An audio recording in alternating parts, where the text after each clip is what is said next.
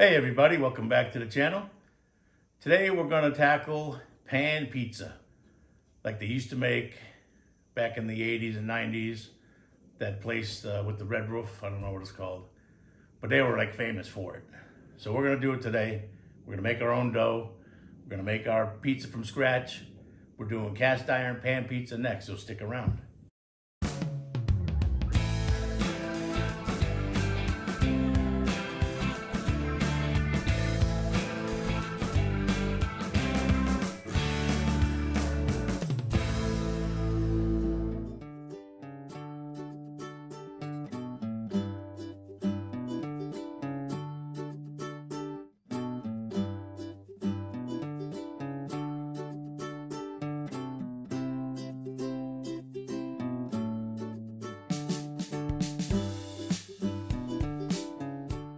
All right, everybody, let's get started on this amazing pan pizza. So for the dough, I don't really have a recipe. What I do is I add a couple of big scoops of all-purpose flour into my mixing bowl, a couple pinches of salt. We'll put the dough hook on, turn it on, get that mixed up a little bit. I've got just over a cup of warm water with the yeast that's already been working. We'll add that to the bowl.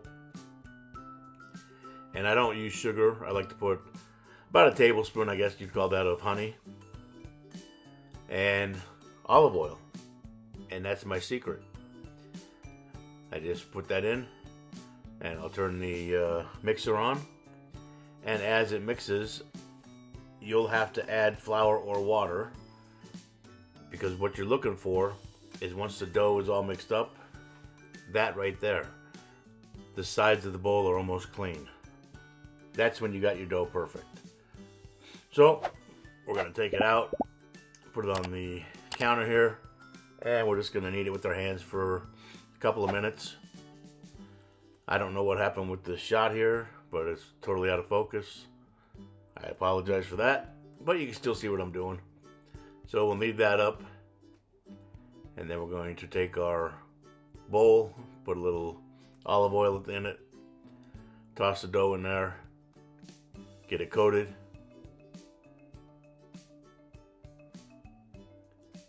Then we're going to cover it with saran wrap. And I've got my little oven on proof, which is about 80 degrees. So we'll put the bowl in there, let it rise for 1 hour. Once it rises, we'll punch it down and we'll put it in the refrigerator overnight. And then we'll start working on our pizza.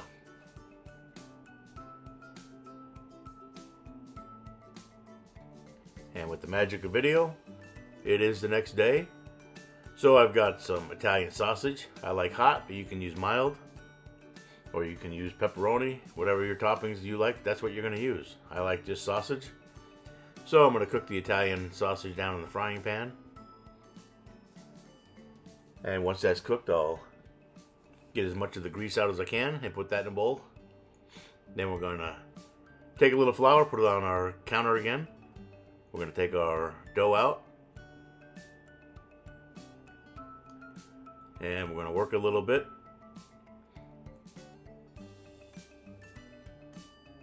And then we're going to split that into 2 dough balls.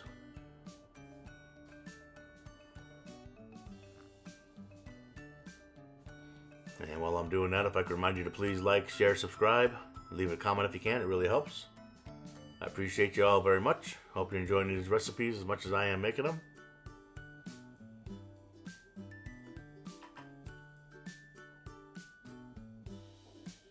Alright, we'll get these 2 dough balls made. Then we're going to get out our cast iron skillet. And we're going to put about 2 tablespoons of olive oil in the bottom of that cast iron skillet and get our brush out. And we're going to coat it real good. Trust me, that's not too much oil. That's what you want to get the pan pizza that you remember. Make sure you get the sides real good. The bottom, make sure it's totally coated real good with that oil. Sides, bottom, everywhere. And we've been stretching our dough out slowly so it's ready to go right in. You got to stretch it a little bit, let the gluten relax, stretch it some more until you get it to the circle. What I do is I'll use like a non-stick pan the same size as my skillet and use that for stretching, so when I'm ready to put it in the cast iron, it fits perfectly. So you just got to stretch it a little bit more, get it up along the sides. Then I bought some Rayo's pizza sauce. You can make your own with just some sauces. If you got leftover spaghetti sauce, that also works. But I saw the Rayo's at the grocery store, so I figured why not give it a try. And I'm glad I did. It was very good pizza sauce. So we're going to go all the way to the edge with the pizza sauce. And again, you put as much as you like. Now I'm going to take some Parmesan Reggiano cheese, and I'm just going to grate it right on top. Make sure it's covered edge to edge and in the middle.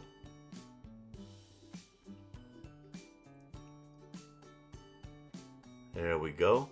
And then I'm going to add some dry oregano right on top after this. Not too much, just to add a little flavor. Now I've shredded up earlier 2 cups of whole milk mozzarella. You want to use whole milk. It melts the best. So we'll put down half of the cheese on top. Then we're going to come back with the Italian sausage that we cooked. Again, you don't have to use sausage. You can use pepperoni, you can use black olives, mushrooms, whatever you like. Or nothing at all. It's your pizza. But once I get the sausage down, we'll put the rest of that mozzarella on top of the sausage. Now my oven is preheating at 450 degrees. But before we pop it in the oven, just to make sure that bottom crust gets cooked the way I like it, we're going to throw it on top of the stove. Yep. Turn that heat on high, plop the pan right on top of it, and let it sit for just 1 minute and give it a head start.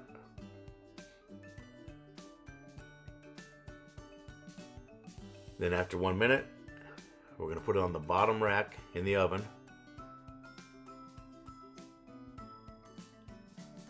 And we'll let that cook 12 to about 14 minutes.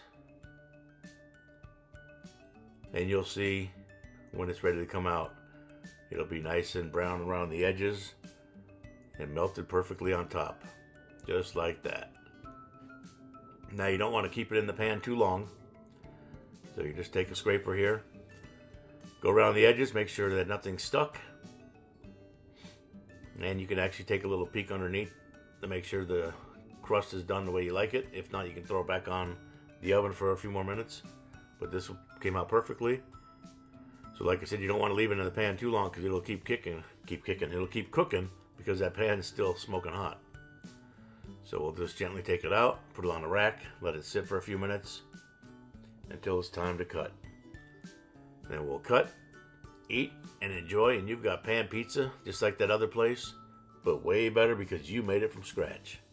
All right, thanks for watching, and we'll see you on the next one.